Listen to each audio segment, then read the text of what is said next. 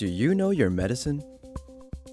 Weed Maps and SC Laboratories bring you an educational series on the science of clean and safe cannabis. Today's cannabinoid profile is on tetrahydrocannabinolic acid.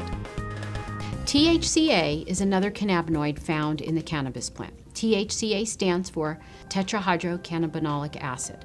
Cannabis actually produces carboxylic acids as opposed to the non-acidic forms like THC. So when you hear of THC in plants, there's actually very little THC in plants. It's mostly THCA. THCA is actually not psychoactive. With heat or with time, the THCA will convert into THC, and that's what's psychoactive. So when we smoke cannabis, we're smoking THCA, but the heat is actually turning that THCA into THC, and that's what's giving people the psychoactive effects that we come to expect from cannabis. THCA has been found to have its own medicinal properties in that it's anti-inflammatory and it appears to modulate the immune system, meaning it can suppress it or enhance it. What's interesting about THCA is that it can be measured by medical cannabis testing, and it does allow for a patient to know the total amount of THC that's in the plant. So usually when one gets their medical testing results on a certain plant, the THCA will be expressed in percentage.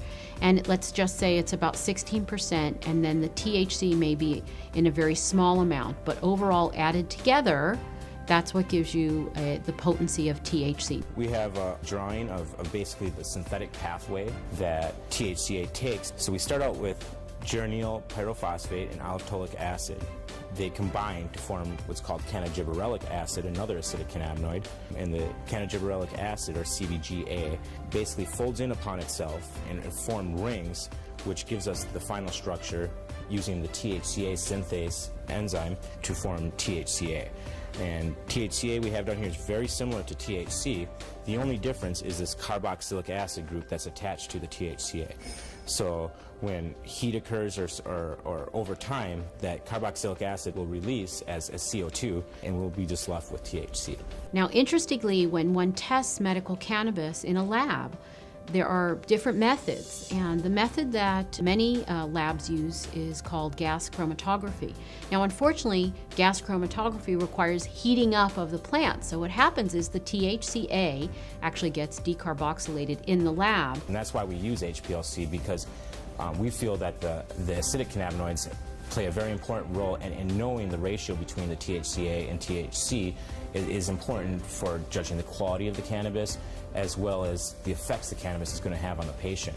So it's very important. And with other products such as edibles or non-inhaled products, it's much more important because, as I said, THCA has very different properties physiologically as well as psychologically than the THC. It's very important to know those numbers in the non-inhaled products. So you actually have a very accurate measurement of the THC that's in the plant. There's nearly enough study that's gone into THCA or some of these other acidic cannabinoids.